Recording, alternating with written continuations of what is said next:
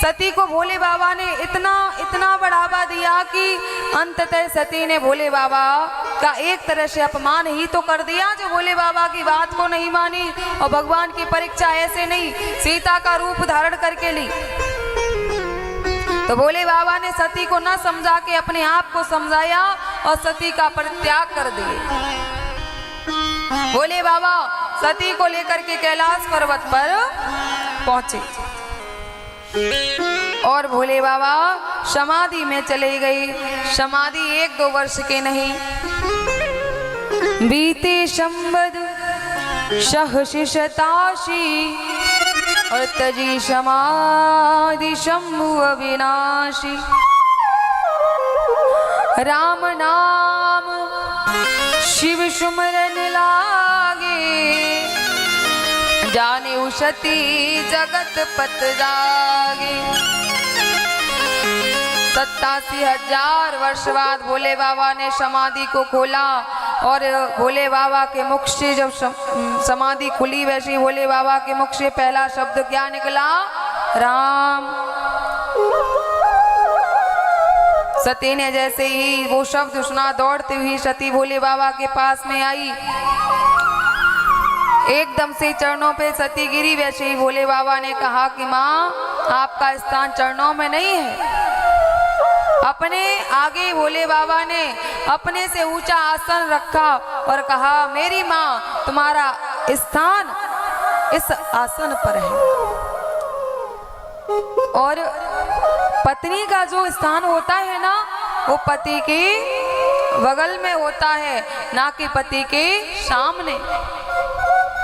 सामने माँ का स्थान होता है। तो भोले बाबा ने सती को अपने सामने स्थान दिया और प्रभु की कथा सुना रहे थे। और जिसका पति त्याग दे उसको प्रभु की कथा क्या अच्छी लगेगी? सती समझ गई थी कि भोले बाबा ने मेरा परित्याग कर दिया है। अब सती का मन एकाग्र नहीं हो रहा है।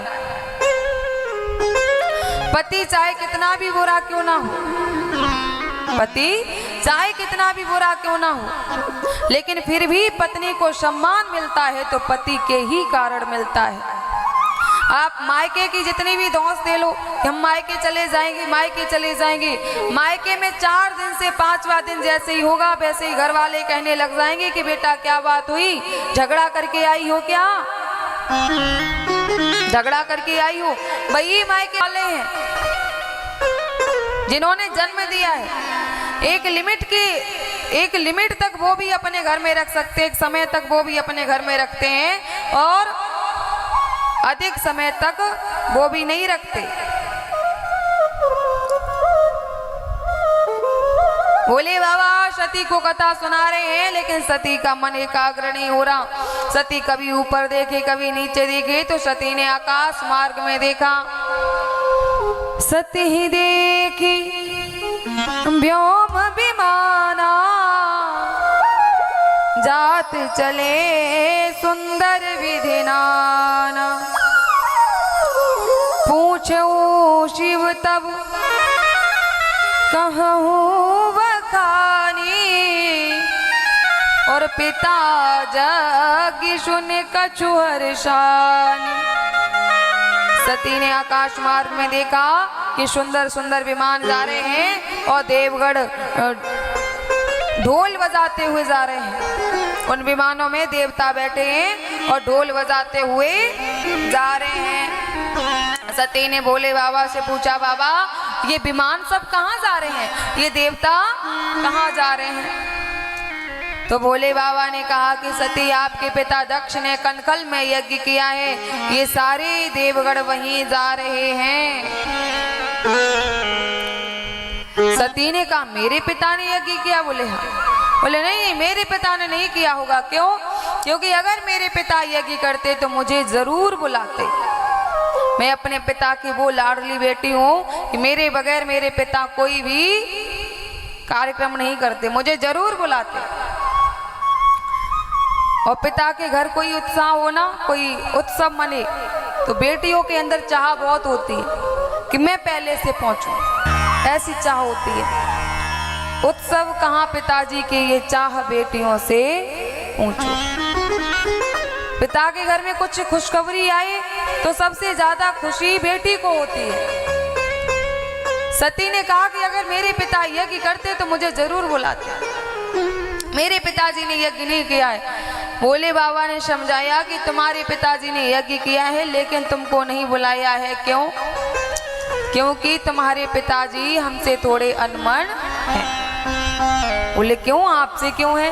कहा कि जब तुम्हारे पिता को ब्रह्मा जी ने प्रजापति का पद दिया तो तुम्हारे पिता ने एक सभा रखी, उस सभा में सारे देवगण गए थे, मैं भी गया था। उस सभा में सारी के सारी बंधु बांधव आ गए थे, लेकिन अंततः जब दक्ष उस सभा में आया तो मैं उस समय भगवान का भजन करने लगा था।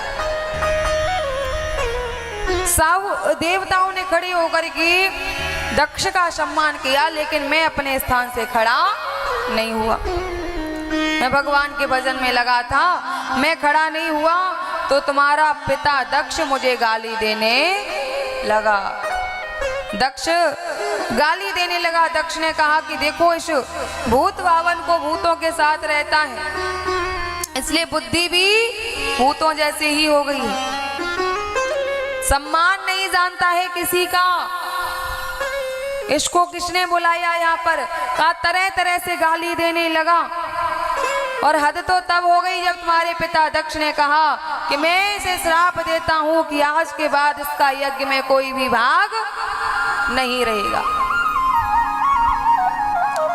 दक्ष ने भोले बाबा को श्राप दिया कि आज के बाद यज्ञ में भोले बाबा का को। जब ये श्राप दक्ष ने भोले बाबा को दिया, उस सभा में बैठा था नंदी खड़ा हो गया और नंदी ने कहा कि दक्ष तू जब से इस सभा में आया है तब से बकरी की तरह वक वक वक वक लगा पड़ा है, जा मैं तुझे श्राप देता हूँ। दक्षो मुख वको वचरा कि तेरा ये मनुष्य का सर कट जाएगा और बकरे का सर लग जाएगा। ब्राह्मण बंधु उस सभा में बैठे थे, वो खड़े हो गए। उन्होंने कहा तूने मेरे यजमान को श्राप दिया, मैं सारे शिव भक्तों को श्राप देता हूँ। शिव भक्त सब होए पाखंडी, बिन दीक्षा के बने ये दंडी। जितने भी शिव भक्त हैं सारे के सारे पाखंडी हो जाएंगे। उस सभा में श्रापा श्रापी होने लगी। नंदी ने ब्राह्मणों को श्राप दे दिया, जाओ हम तुम्हें श्राप देते हैं कि तुम भक्ष भक्षा का त्याग कर दोगे और लक्ष्मी के पीछे भिखारी की तरह दौड़ोगे, फिर भी लक्ष्मी तुम्हारे ऊपर प्रसन्न नहीं होगी। भोले बाबा कहते हैं कि सती था उस सभा में था तो सम्मान समारोह, लेकिन वह सभा सम्मान समारोह की जगह श्राप समारोह बन गई। एक दूसरे को श्राप देने लगे। और ये सब हुआ क्यों है? क्योंकि दक्ष को पद मिला है, पद। और जब किसी को, अभी हमने बताया ना, किसी को सम्मान या मान या पद या फिर यश वैभव कीर्ति जब किसी की अधिक हो जाती है तो फिर उसके मन में अभिमान आ ही जाता है। बड़े अधिकार दक्ष जब पावा, अति अभिमान हृदय तब आवा। नहीं को हुवश जन्मा जग माही, और प्रभुता पाई जाहि मद नाहि। इस संसार में ऐसा कोई नहीं है जिसके पास यश वैभव कीर्ति आ जाए और उसको अभिमान ना आए। अभिमान की चपेट में तो आ ही जाता है। तो भोले बाबा ने कहा सती इसीलिए तुम्हारे पिता ने तुमको नहीं बुलाया है। सती ने कहा कि बाबा झगड़ा आपसे है, झगड़ा हमसे नहीं है। और मुझे लगता है मेरे पिता मुझे बुलाना भूल गए हैं। और यद्यपि मित्र प्रभु पितुगुर गेहा, जायऊ बिन बोले न संदेह। पिता के घर, मित्र के घर या प्रभु के दरबार में या फिर गुरु के यहाँ बिना बुलाए भी चले जाना चाहिए। मैं तो जाऊंगी। भोले बाबा ने समझाया कि सती तब चले जाना चाहिए जब वहां से लोग तुम्हें बुलाना भूल गए हो। और जानबूझ के ना बुलाया जाए तो उस स्थान पे कभी जाना नहीं चाहिए। और भोले बाबा ने समझाया कि सती आवत ही हर से नहीं, नैनन नहीं स्नेह, तुलसी वहाँ न जाइए चाहे कंचन वैसे में। जहाँ पर जाने से सामने वाले की आंखों में प्रेम के आंसू ना आ जाए, वहां पर कभी जाना नहीं चाहिए, चाहे कितना भी धन दौलत वहां क्यों न लुटाया जा रहा हो। सती नहीं मानी, सती नहीं मानी। सती ने कहा कि देखो भोले बाबा, छोटी छोटी बातों के ऊपर रिश्ता खत्म नहीं करते हैं, छोटी छोटी बातों को लेकर के रिश्ता खत्म नहीं करते हैं। अरे छोटी सी बात है और आप खुद तो नहीं जा रहे हैं और हमें भी जाने नहीं दे रहे हैं। मैं तो जाऊंगी। भोले बाबा ने कहा सती जाओ, लेकिन याद रखना, जाओ जाने की रोक नहीं, पर जाने पर पछताओगी। आओगी बिना आदर के तुम, जब बिना बुलाए जाओगी। मैं नहीं रोक रहा हूँ, लेकिन जब तुम आओगी तो तुमको बहुत पश्चाताप होगा, क्योंकि वहां पर तुम्हारा अपमान होगा, सम्मान नहीं होगा। सती नहीं मानी और सती बिना बुलाए अपने पिता के घर के लिए प्रस्थान की। भोले बाबा ने शिवगणों से कहा कि भले ही हमसे झगड़ा करके जा रही हैं, लेकिन हमारा भी धर्म है कि इनको सुरक्षित इनके घर पहुंचाया जाए। आप इनके पीछे पीछे जाओ। शिवगणों को पीछे से भेजा और मैया सती जब अपने पिता दक्ष के महलों में गई तो सती ने क्या देखा?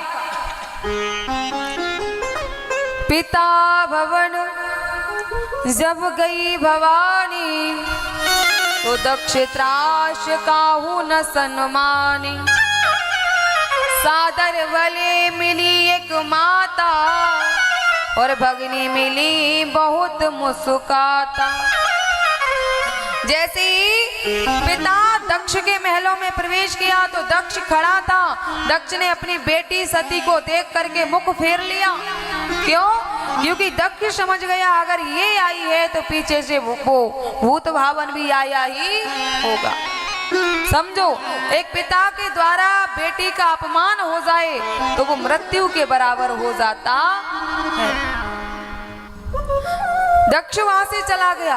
बहनें हंस रही थी सती के ऊपर। एक माँ ने अपनी बेटी सती को हृदय से लगाकर कहा, बेटा जब तुम्हें किसी ने नहीं बुलाया था तो तुम क्यों आई? तो तुम क्यों आई? जब किसी ने नहीं बुलाया तो तुम क्यों आई? सती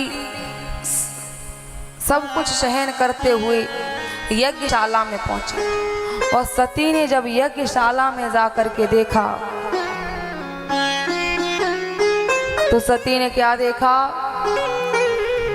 सती जाई देखेऊ तब जागा, कतहु न देख शंभु कर भागा। यज्ञशाला में जितने जो देवगण आए हैं उनका तो भाग रखा है, जो नहीं आए उनका भी भाग रखा है, लेकिन भोले बाबा का ना कहीं भाग है और ना कहीं स्थान।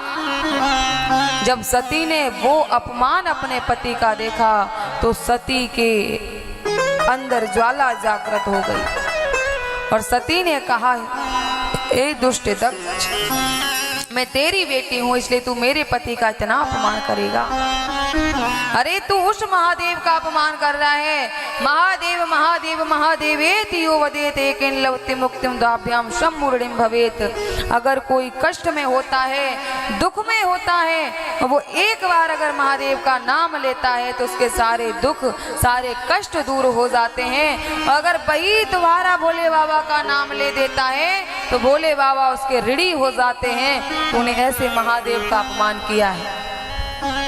अगर मैं तेरी बेटी ना होती मैं तो तेरा आज वध कर देती, तुझे मार देती, लेकिन मैं तुझे नहीं मार सकती, मैं अपने आप को तो मार सकती हूँ। मैं अब इस शरीर को लेकर कैलाश पर्वत पर नहीं जाऊंगी, क्योंकि अगर मैं कैलाश पर्वत पे गई तो भोले बाबा मुझे तेरे नाम से संबोधित करेंगे और तेरा नाम मैं नहीं चाहती कि मेरे नाम के आगे आए।